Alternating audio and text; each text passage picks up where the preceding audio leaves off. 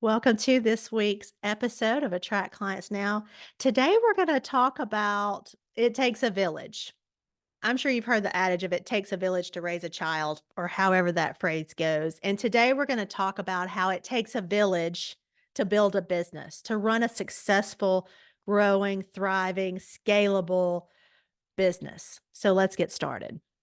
One of the things I heard over and over 2020, 2021 in particular was, I want to start my own business because I want to be my own boss, because I don't want to work for someone else.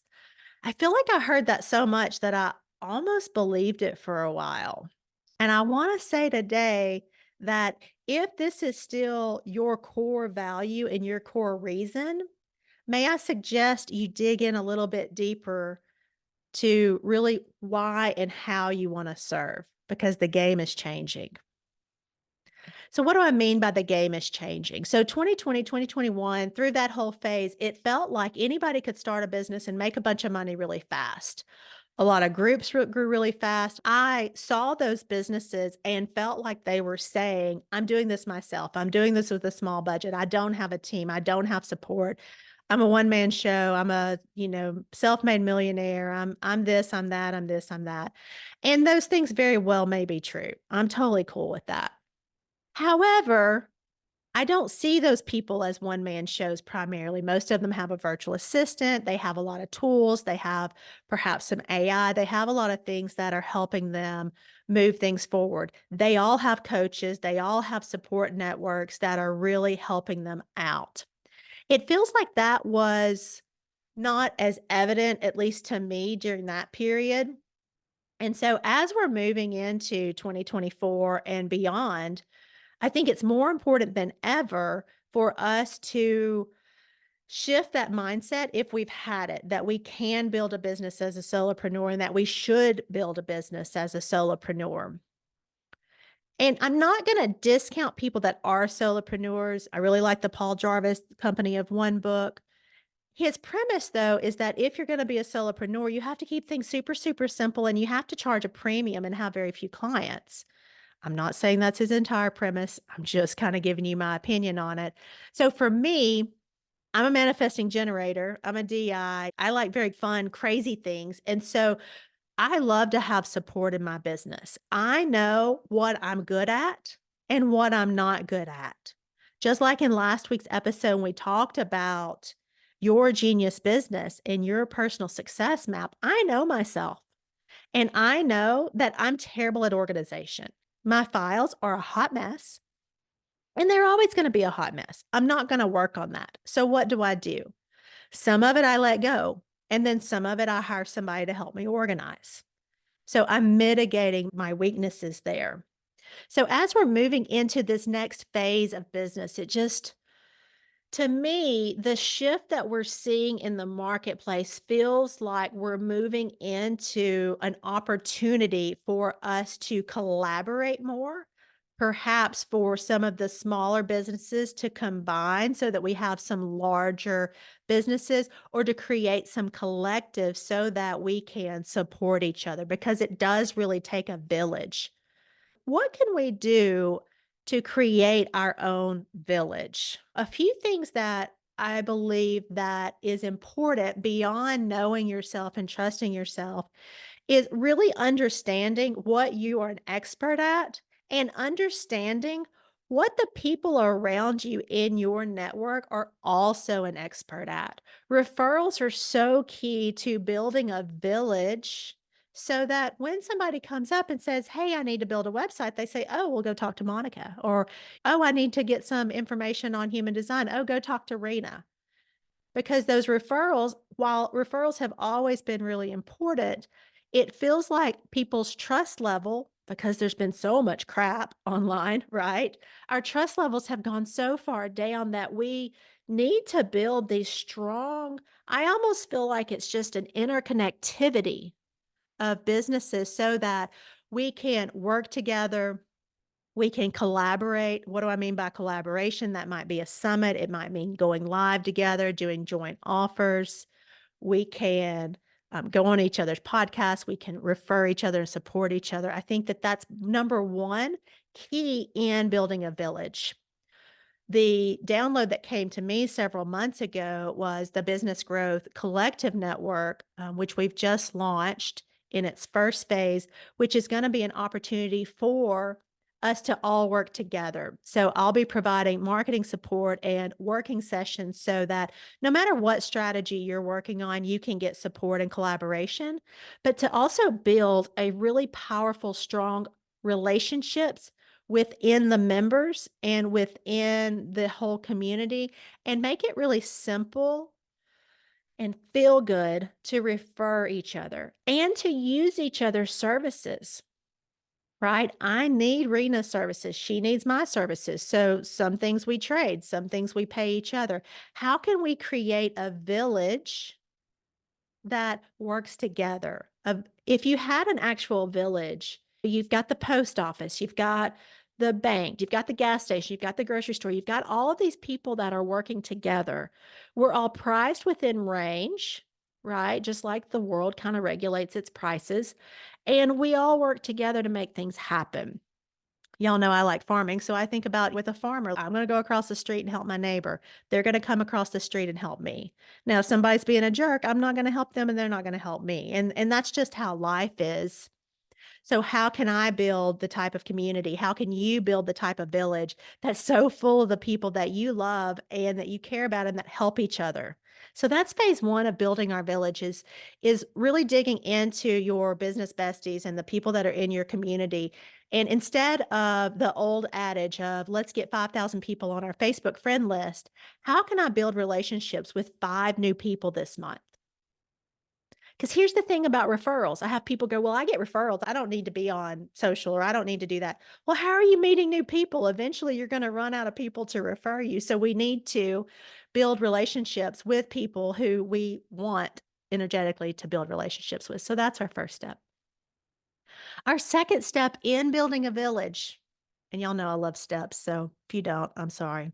Our second step to building a village is creating that farmer-like mentality of helping your neighbor, of creating collaboration and situations that support each other. I'm not saying here that you need to give away your services. However, you need some people's services and they need yours. How can you create the type of environment that makes it easy for you to do business with each other? And the next layer of that, if you have business besties, so these are people that you trust with your life. Like these are the people that, what do they call it? I'm your ride or die chick. And I saw a funny meme on that. I'll share in the Facebook group. It said something like, but do we have to die? Like, can we have food first? Anyways, so your business bestie. Most people have a business bestie or whatever you want to call it, and they'll meet with them, say once a week or, every other week. And usually you talk about business. That makes sense to me. How can I encourage you to take that a step further? How can you start documenting the processes in your business and share those with your business bestie? So what might this look like? This might look like you making your business bestie an admin on your Facebook group, on your Facebook page. It may mean making them a username and password to your email system, to your CRM, or to any other project management tools that you use. It might look like you using some video software to record yourself doing certain tasks or getting some help to create some standard operating procedures in your business. These are the things that are required to keep my business running at a minimal level, right?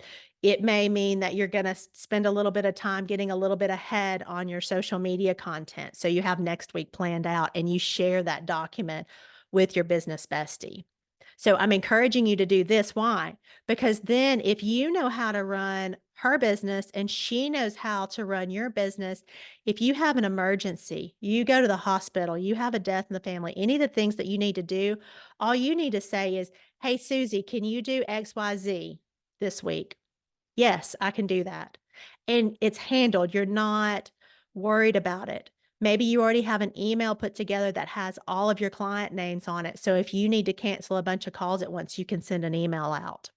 So how can you create a village that can support each other? If we don't have full teams, it's not reasonable for you not to get sick. It's not reasonable for you to not be able to take a vacation. It's not reasonable for you to not have an emergency and to not be able to go, hey, it's cool. Great example of this, me and my husband got COVID. We were out for a week. That same week, I had a death in the family. So the following week, as soon as I was off of restriction, then I went home to be with my family for a week. So I was off essentially 2 weeks. Coming back, I'm still a little foggy from having COVID. It takes a while to get over that. And I'm kind of slow. Like my brain just isn't going at full capacity. As soon as I knew I was sick, we emailed all of our clients, moved all of our meetings, and just started moving things out. My social media manager already had content, everybody else already had marching orders, and we just put it into place. I will say that I learned a lot of lessons through this too. As a manifesting generator, one of my strategies is to inform, and I don't always do a great job of that. I let my team take their pieces and then I tell them what they need to know. And we get busy and we don't tell everybody the whole story. And so we definitely had some situations where I had to go, "Oh, well, I haven't told you that," or "I haven't recorded that password over here again. Remember, I'm not organized." So I learned a lot of lessons that I will use moving forward to inform my team more and to create even more processes. So if I'm sick or if something comes up, I'm good. Same thing for my team. I'm now encouraging them to make sure that we have clear processes of what they do every day and how they do it. So if somebody's out, someone else can just pick up that document and get that task done. One of my goals in life is the Thoreau quote of, I love a broad margin to my life. It's never my intention to build a business that's so tight that I don't have margin to take time off, or it's not okay for me to do that. I want to build a business that's fun, that has margin, that feels free. In fact, this month, when I was off over 2 weeks, it was actually my biggest month in the last year, right? So it was my biggest financial month, and I was off for 2 weeks. And I count that to us being consistent throughout the months, but with a broad margin, I have client meetings. I have things that I have to move. So, I'm certainly not saying get yourself in a situation where you have so many things to do that you can't, but how can you create an emergency list so if something happens, you can handle that? So just to wrap up, we talked about it's taking a village to run a business. It's okay that you're not great at everything. It's okay to ask for help. It's okay to not be the boss. My clients are my boss sometimes. My employees are my boss. If I merged with another business, that'd be cool with me. I don't have to be the in charge. I am naturally a leader, so that's going to come out no matter where I am. But all of us that just have a couple of single offers, I feel like that, sure, we can make a great income. And also, how can we create these interconnected communities so that we can all rise up together? How can we create these collaborations and joint ventures and offers that really get amazing transformational results and not feel so alone? Because solopreneur, even me having a team, it gets really lonely sometimes. So I'm encouraging you today to trust and allow what's happening in your business and ask for help. Build yourself a village and take some steps today to move forward with having an emergency list of what needs to happen in your business. What would need to happen if something came up? How can you create some stronger relationships with your business besties and create stronger relationships that you feel comfortable referring and working together? How can you create your own village? And if you want to learn more about creating a village, we have just opened the doors to the business growth membership. This network is an ability for you to come and have a working session with me every month so that we can work through our content, we can work through our strategy. You can create these referral networks in a way that feels really good. You also will get support in our Facebook group. We've got a human design expert. Rena's going to be in there. We're going to be inviting more experts in to create this village for you to live and work and feel really free in. Someplace that you can continually come back for support over and over again. You can get help and really just to create this collective village where we can all hold each other up. because we're none of us are an island, right? So thank you so much for joining me today. Go shine your light out there. It's easier than you think.